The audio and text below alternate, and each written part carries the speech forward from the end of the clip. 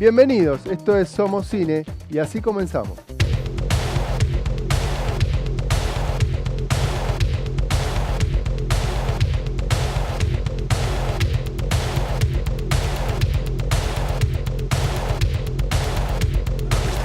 Con la película El otro lado de la esperanza, vuelve el gran Aki Kaurismäki. Una nueva en la saga, llega El planeta de los simios, La guerra.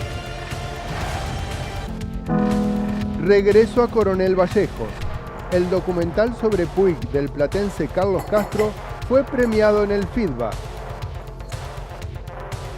A 2 meses recordamos y celebramos el histórico pantallazo platense. Pocos directores de cine en el mundo han influido sobre sus cinematografías como Aki Kaurismäki lo ha hecho en Finlandia. Es muy posible pensar que los espectadores tienen la imagen de ese país que ha generado este director. Nosotros aprovechamos que se estrena una película de Aki Kaurismäki justamente para repasar su filmografía. El cine de Aki Kaurismäki es reconocido por sus breves y frías películas llenas de personajes inexpresivos que se comunican entre sí de manera escueta y seca.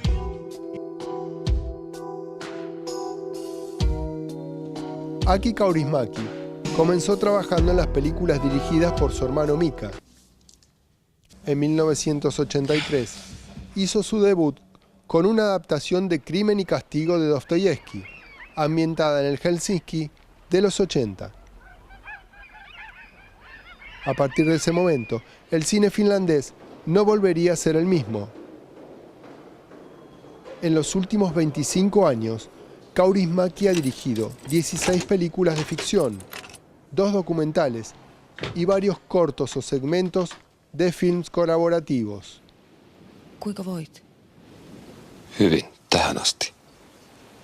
Muchas de estas películas apenas exceden 1 hora de duración.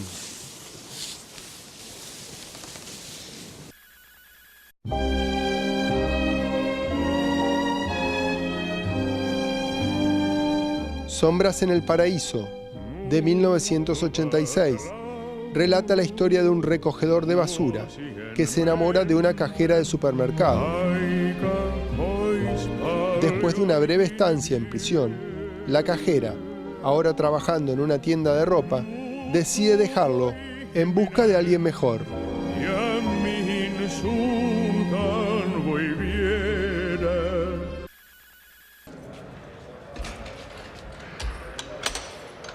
En Ariel, de 1989, el personaje principal es un hombre que decide dejar su hogar en la Finlandia rural y viajar hasta la ciudad. Ahí es atacado por unos ladrones que le quitan todos sus ahorros. Mientras busca un trabajo para mantenerse, conoce a un oficial de tráfico que se convertirá en el amor de su vida.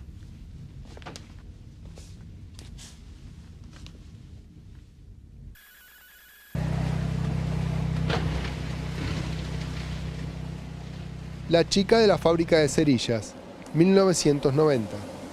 Nos cuenta las desventuras de una mujer que trabaja en una fábrica y tiene que lidiar con el silencioso desprecio de sus padres mientras trata de conseguir una pareja.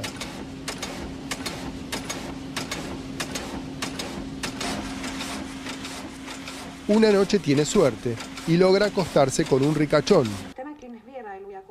Pero las consecuencias de esta feliz noche solo traerán más miseria para la protagonista.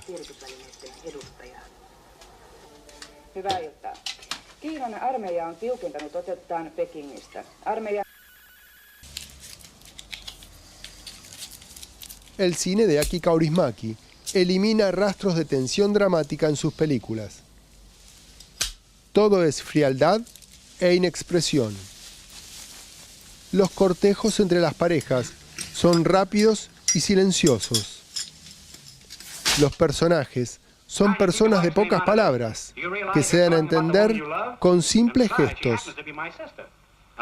El mérito de Kaurismäki es que a pesar de su frialdad y aparente indiferencia, los personajes logran atrapar al espectador, que siente empatía por ellos. Rahat takaisin.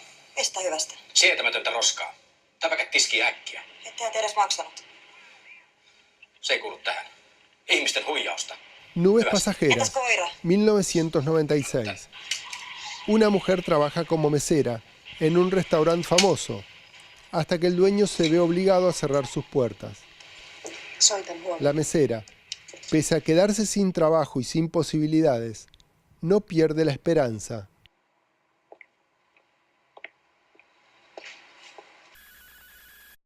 Kaikki on armoa.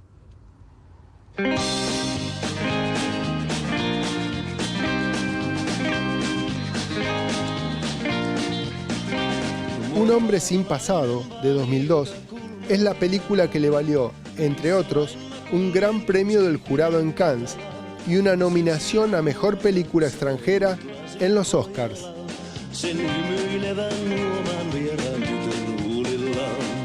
En este film, un hombre es atacado violentamente por unos lúmpenes que le roban su billetera. Tras un breve periodo en coma, el hombre sale del hospital sin recordar quién es ni de dónde viene. Sin embargo, y pese a todo, su pasado llegará a buscarlo. Pääsylippu. Kuinka niin? Ette ole maksanut. Minähän tämä järjestän. Es muy probable que Un hombre sin pasado termine siendo la obra cumbre de Kaurismäki. Kappas vaan. Es la mezcla armoniosa de comedia seca con melancolía, tragedia y redención.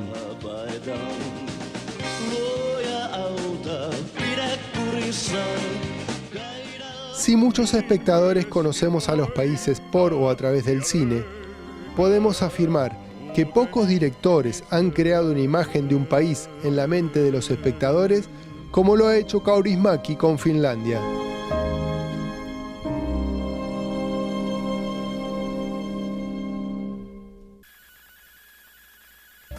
El otro lado de la esperanza es el título de esta comedia dramática con que Aki Kaurismäki regresa a las pantallas platenses. El otro lado de la esperanza. Un joven refugiado sirio llega a Helsinki. Durante el largo camino hacia Europa, ha perdido a su hermana, que era su única familia.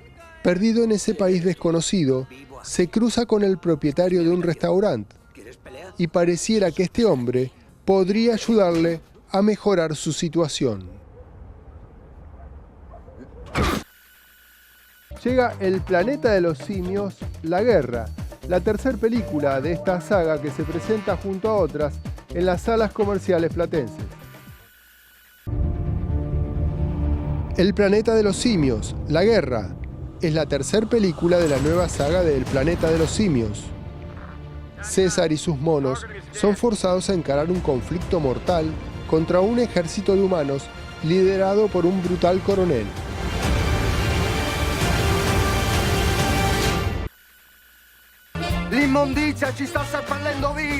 También llega la comedia La hora del cambio. Los vecinos del pueblo siciliano de Pietramare viven acostumbrados al caos que conlleva saltarse la ley, pero parece que ha llegado la hora del cambio. En las elecciones, un nuevo alcalde ha salido victorioso y viene con la firme intención de cumplir su programa electoral.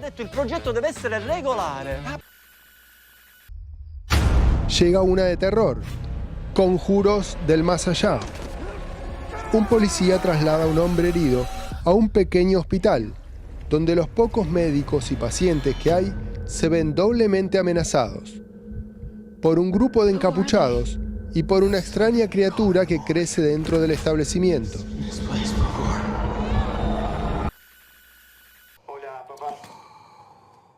Llega también la argentina El Pampero.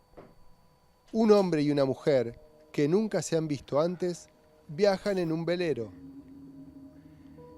Él solo sabe que lo espera su destino al final del viaje.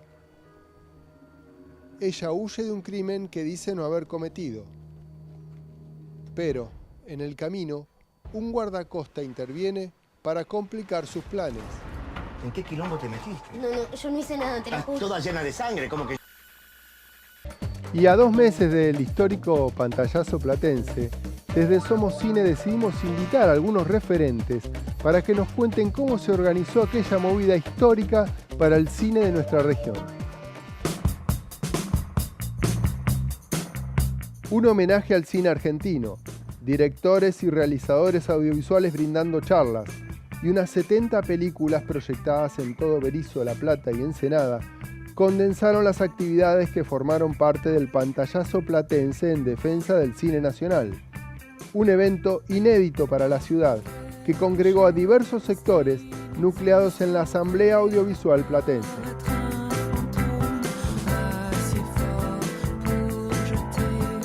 La idea del pantallazo surge en una asamblea que se convoca de manera multisectorial.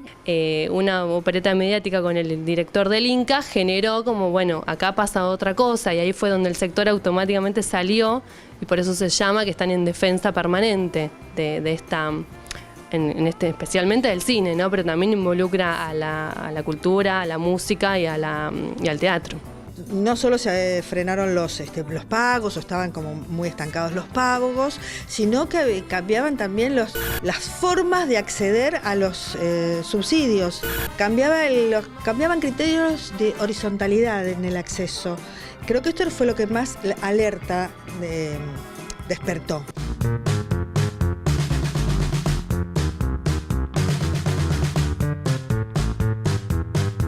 Creo que es algo que se viene generando como un caldo de cultivo anterior de muchos años y de muchas generaciones que, algo que empezaba a poner en crisis o en peligro, algo que también en los últimos años venía creciendo tanto, generó que sea como un impacto mayor a nivel regional, ¿no? A nivel unión, a nivel, un sector que se estaba juntando para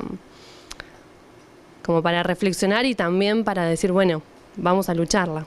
¿Quiénes pueden hacer cine? Puede hacer un Nobel, una ópera prima, o hacen cine las productoras establecidas y con experiencia. Este cambio es un cambio de paradigma. Este es un cambio de paradigma. Y el cine como industria tiene que ser apoyado. Para que florezca tiene que ser apoyado, como cualquier industria. Se pudo ver que había otro tema, que era una ley de convergencia que todavía no está a la luz y que empezaba a hablar justamente del desfinanciamiento de esta cultura. El pantallazo, iniciado a partir de las 19 horas del día 26 de mayo de este año, contó con 32 pantallas instaladas en diversas partes de la región, donde se proyectaron más de 70 producciones audiovisuales que incluyeron cortos y largometrajes. Algunos de sus puntos claves de proyección fueron el Rectorado, Plaza San Martín y Plaza Italia, centros culturales, ciclos de cine, clubes de barrio, sindicatos, facultades, entre otros lugares. Surge el pantallazo como una medida de lucha, pero al mismo tiempo de integración de sectores que en La Plata estaban un poco dispersos, porque se planteaba instalar pantallas en lugares públicos y privados y emitir, proyectar producciones de artistas locales. Bueno, así a simple vista planteado parecía algo re lindo y reconvocante, pero imaginamos ya desde el primer momento que era un trabajo bárbaro. Creo que fue una actividad muy interesante desde muchos puntos de vista. Por un lado, nos demuestra a nosotros como realizadores que podemos funcionar como un colectivo organizado y realizar actos o actividades conjuntas masivas. Y nosotros tenemos la capacidad para hacerlo, nos lo demostramos con el pantallazo.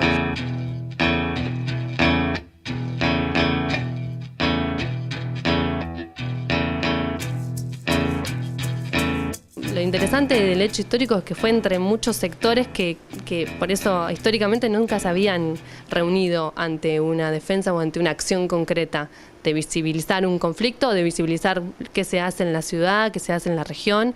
Estuvo interesante porque no solamente estuvo la generación que en algún momento, cuando estuvo la carrera de cine en crisis, también participó y defendió, sino también las nuevas generaciones, los estudiantes, que hoy también están como entendiendo cómo funcionan estos paradigmas o estas problemáticas o por dónde se financia la cultura también.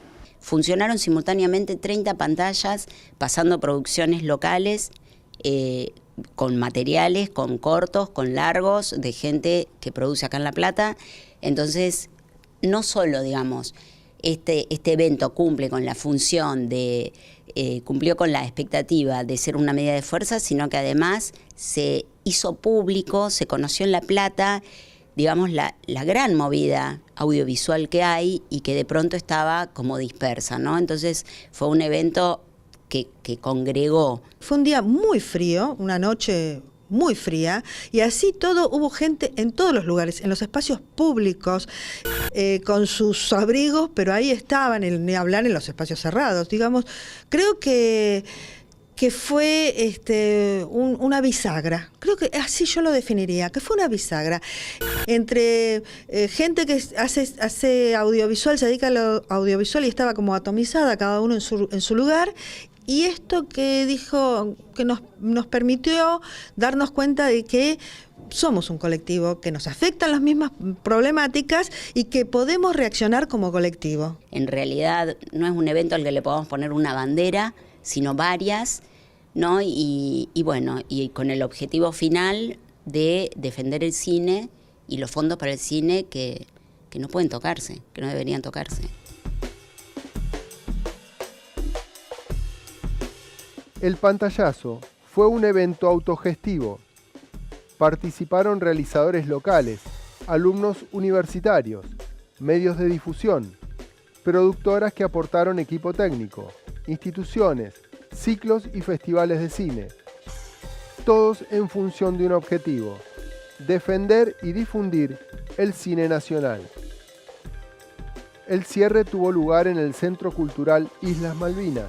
Allí fue presentado el libro Compañero Raimundo, de Juana Sapire y Cintia Sabat, y se realizó también un homenaje al cine platense, del que participaron alumnos, docentes y exdocentes de la carrera de cine de la Universidad Nacional de La Plata.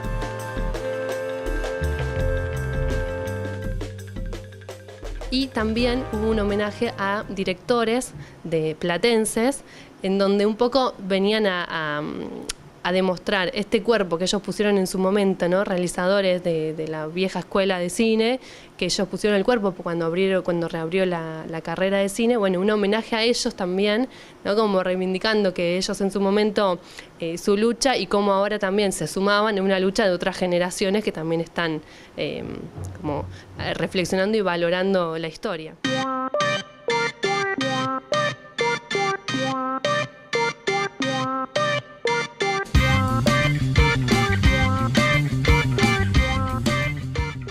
En el próximo bloque le presentamos Regreso a Coronel Vallejos, la película del realizador platense Carlos Castro, que fue premiada en el FIDBA, y las novedades en el Cine Municipal Select y mucho más en Somos Cine, que ya seguimos.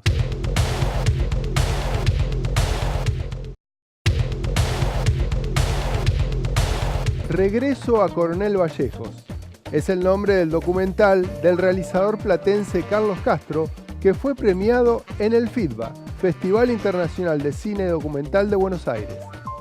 Este pueblo de La Pampa era un pueblo casi de western. En un viaje a mi pueblo, que es General Villegas, me encontré con el personaje que es el que narra la historia de nuestra película. La manera de narrarte esta película va a ser con Patricia Bergero, que es esta mujer enigmática y que tiene mucho de Puig en el pueblo, le dicen la viuda de Puig. Digo, la manera de contar tiene que ser ella. Perdóname con esto, porque me doy cuenta que estoy mezclando los personajes de la novela con lo que yo escuchaba en mi casa. En su segunda novela, En Boquitas Pintadas, saca a la luz la vida de un don Juan de pueblo, como cualquier pueblo hay don Juanes, que se muere de tuberculosis tempranamente, prematuramente. Acordate que este trabajo en el del doctor te lo conseguí yo. Che, nene, yo no quiero estar más ahí. Él me está mirando todo el tiempo las piernas y a mí me da miedo. Y al mismo tiempo critica a médicos, el abuso que había del poder de ciertos médicos, las maestras, que en esa época tenían una posición económica y social más respetable que la que tienen hoy, tenía estatus. Entonces, el pueblo, o una parte del pueblo, se enoja con este escritor que ya no estaba más en Villegas. Manuel Puig se había ido hace mucho tiempo, ya se había ido cuando empezó el colegio secundario, porque en los pueblos no había. Y cierto sector del pueblo, por eso más un globo que se infla que otra cosa, dice, ¿cómo este señor dijo nuestras cosas, ventiló nuestra promiscuidad amorosa, los chusmeríos? La acción de esta novela transcurre entre 1935 y el presente. Y yo sentía que esos personajes, también de un pueblo de La Pampa, estaban inmersos en una atmósfera gardeliana. Si hay algo que tiene que agradecer el pueblo a Manuel Puig es que si Villegas existe en el mundo, es por Manuel Puig. Entonces hay una idea de reconciliar, de que él regrese de alguna manera a Coronel Vallejos, con nuevas generaciones que ya tienen otro tipo de identificación con el escritor, que lo leen de otra manera. Son generaciones ya que no se tocan con esos personajes de ficción. Nunca se sabe hasta qué punto era real o ficción lo que Manuel escribía. Pero allí ya, donde empieza la Pampa Seca, las cosas se ponen muy serias porque no hay agua. Y el mar está a 1000 kilómetros y las montañas están a 1000 kilómetros y todo está lejos. Y la persona que nace y se muere ahí no ha visto nada más que lo que le dan en el cine. Es imposible desligar a Manuel Puig del mundo cinematográfico. Primero porque él iba todas las tardes a ver películas y las reproduce en cada una de sus escritos, de su prosa, de sus libros. En segunda instancia porque luego sus obras muchas fueron llevadas al cine. Así que muy cargado del mundo cinematográfico y muy cargado de boquitas pintadas. Cada uno de los capítulos tiene un epígrafe de una letra de Lepere y Gardel, algo muy popular para la época. Él decía que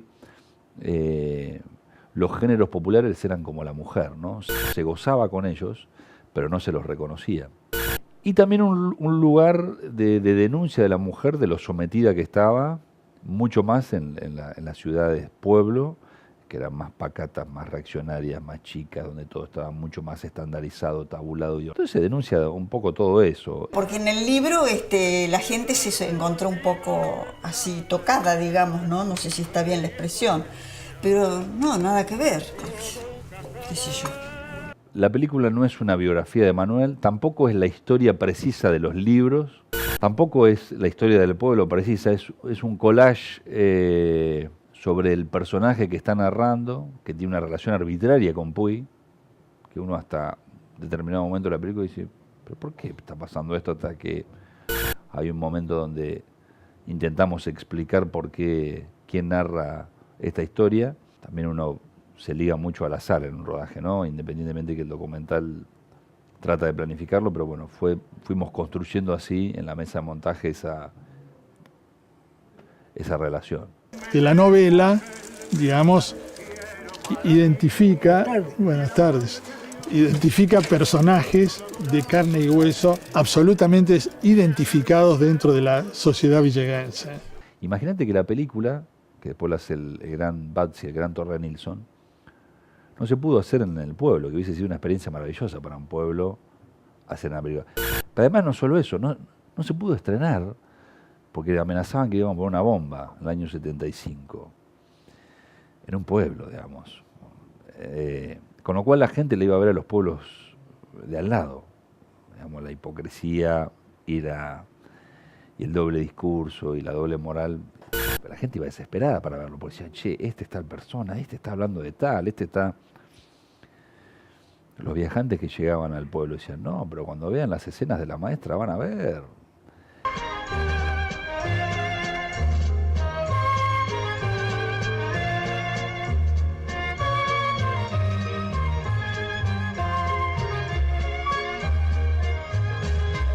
Pero de alguna manera es ese reconocimiento, un escritor que puso sobre la mesa situaciones de cómo vivían algunos sectores sociales de pueblo, y cómo fue defenestrado por eso. En todo el mundo Puig, digamos, en términos de literatura, va a demostrar que era un tipo no orgánico a nada, digamos. Manuel Puig sigue siendo un grano, un tabú para, digamos, con el beso de la mujer araña, poner a un homosexual con un guerrillero en una celda, era una discusión tabú. Eso quizás era ser revolucionario en los 70. Pubis Angelical, donde discute, digamos, qué pasa en el exilio, qué era el peronismo con esos militantes que estaban exiliados en México, o Cae la Noche Tropical, de cómo los ex militantes se reinsertaron durante ese exilio y no podían volver ya en democracia a este país porque no tenía condiciones para que regresaran. Puggy siempre es un tabú, siempre es un tipo inorgánico, siempre es un tipo que vive metiendo el dedo en la llaga todo el tiempo.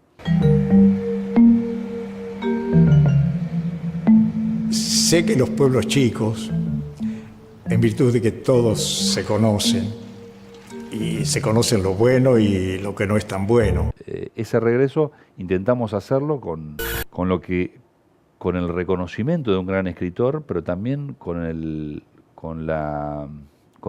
tratar de poner un espejo en esa ciudad, que a pesar de que han pasado 70 años del momento en que sucedieron supuestamente esos hechos, el pueblo sigue siendo el mismo, digamos. Los pueblos del interior siguen siendo los mismos. ¿Cómo anda Julio? ¿Cómo anda Juan? ¿Cómo anda Pedro? Cada uno aquí expía un poco lo que le pasa al convecino. Había una tanda de documentales de mucha calidad, realmente no esperábamos ganar. Uno siempre se tira para abajo para asimilar los golpes. Pero, no, bien. Y luego el otro premio, que significa la distribución por las plataformas digitales, nos alegró mucho. Al mismo tiempo, un reconocimiento es un tirón de oreja, digamos, porque decir, bueno, mira, a partir de ahora tenés que mejorar, tenés que formarte más, tenés que buscar nuevas formas de narrar tus próximas películas. La verdad que con respecto al dolor que causó el libro, ¿no? Yo no te sabría decir porque yo era chico. La peli, estamos ahora en el camino de los festivales, estamos ya en los próximos días estando en el Festival de Lima, que es un festival muy prestigioso que viene creciendo en los últimos años en Perú, que nos alegró muchísimo estar ahí. Ya tenemos comprometido algunos festivales más en Argentina y en el exterior, todavía faltan algunas confirmaciones, y estaremos estrenando en el verano del 2018, en un contexto muy duro, digamos, para la cinematografía, mucho más para los documentales, que están siendo apaleados muy raleado desde el Instituto Nacional de Cine, que de alguna manera está parado, así que con mucho esfuerzo, digamos, estamos los documentalistas trabajando. Yo creo haber leído que Manuel jamás volvió a Villegas. ¿Volvió? Estas son las novedades en el Cine Municipal Select, una sala que nosotros siempre recomendamos porque es la sala pública, es cómoda, está muy bien equipada y es económica. El Corral, de Sebastián Caulier. Dos adolescentes resentidos contra sus compañeros y profesores se proponen provocar conmoción en el colegio secundario al que asisten, a través de una serie de anónimos actos de vandalismo. A partir de hoy va a ser su nuevo compañero. Pereira, ¿cómo se le ocurrió venir vestido de negro? ¿No conoce el uniforme de acá? Casa Coragio, del director Baltasar Tocman. Sofía viaja de La Plata a Los Toldos, su pueblo natal. Durante su estadía ayudará a su padre, que está en un estado de salud delicado. Lo hace en los trabajos fúnebres que realiza la Casa Coragio, la empresa familiar. En medio de una atmósfera de vida y muerte, Sofía se debate entre seguir la tradición o elegir un nuevo camino. Esta cochería es gracias a él. Y por eso ruego que todo siga bien. Les recordamos que pueden visitarnos a nuestra página de Facebook, Somos Cine. Y así terminamos esta edición del programa en un ciclo donde nos proponemos hablar del séptimo arte y de lo que nos interesa.